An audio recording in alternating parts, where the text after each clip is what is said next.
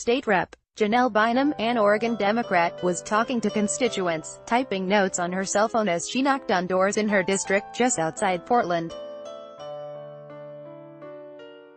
Then a sheriff's deputy pulled up. Janelle Bynum just finished speaking with someone at one of the homes she visited and was typing notes about her conversations on her phone when she saw the sheriff's deputy in his patrol car. Bynum said in her Facebook post that the deputy responded professionally. The two took a selfie, and Bynum posted the picture on Facebook. Janelle Bynum, the Associated Press. Bynum, who is black, said a resident in the Clackamas County neighborhood where she was canvassing had called the police on Tuesday, thinking she was suspicious because she was going door to door and spending a lot of time typing on her cell phone after each house. Live from the mean streets of Clackamas, she wrote in a Facebook post recounting the incident, which the Root summarized in hashtag form. In recent months, black people have found themselves the subjects of 911 calls over mundane and innocuous activities, like napping, or in Bynum's case, for doing her job. Article continued below. Such false alarm emergency calls over non-emergency incidents, some of which have been captured on video, have raised questions about whether people were calling the police not because of what someone was doing, but because of the person's race. Read more. A black student at Yale was napping in her dorm's common area, and someone called the police. Nordstrom Rack apologizes to black men in street.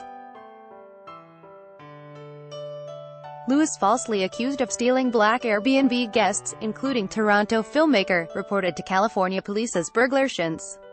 The Washington Post was not able to reach Bynum on Thursday, but she told the Oregonian that she had just finished speaking with someone at one of the 30 homes she visited Tuesday afternoon and was typing notes about her conversations on her phone when she saw the sheriff's deputy in his patrol car.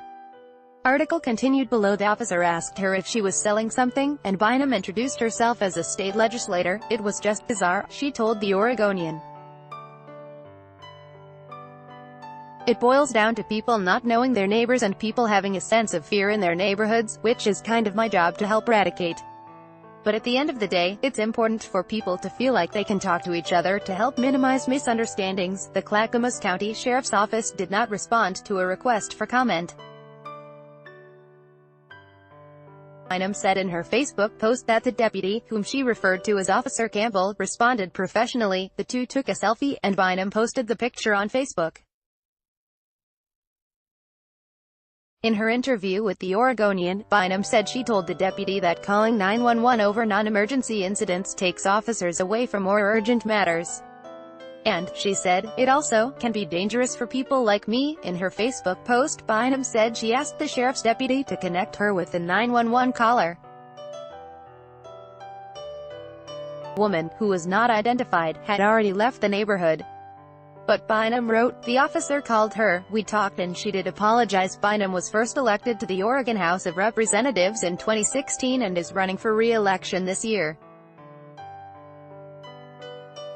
She represents House District 51, which covers parts of Portland and its eastern suburbs. There have been several other similarly banal activities viewed with a suspicious lens in recent weeks. For a 12-year-old black boy in Ohio, it was mowing the lawn. For an 8-year-old girl in California, it was selling water outside the apartment building where she lives. And for a pair of young black men in Philadelphia, it was sitting inside a Starbucks waiting for a person they were supposed to meet. In May, Lilade Ciambola said a fellow Yale University graduate student called the police on her after she dozed off in one of the school's common rooms. Campus police later said Ciambola had every right to be in that room and that the incident was not a police matter. That same month, black sorority girls wearing gloves and identical t-shirts bearing their group's insignia said they were reported to police while they were picking up trash on a Pennsylvania highway.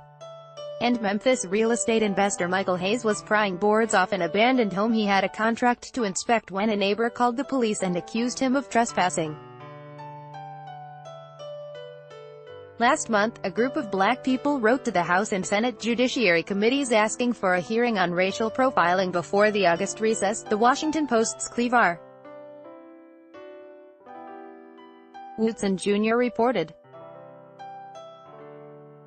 One of them is Darren Martin, a former Barack Obama White House staffer who said neighbors called the police as he was moving into his new Manhattan apartment in April. These egregious affronts on human rights, eerily reminiscent of some of the darkest chapters in our nation's history, are the sad reality for Black people in America, the letter says. We would request that this new hearing widen the focus from just the police, as in previous hearings, to addressing prejudice and profiling from public companies to private citizens as well.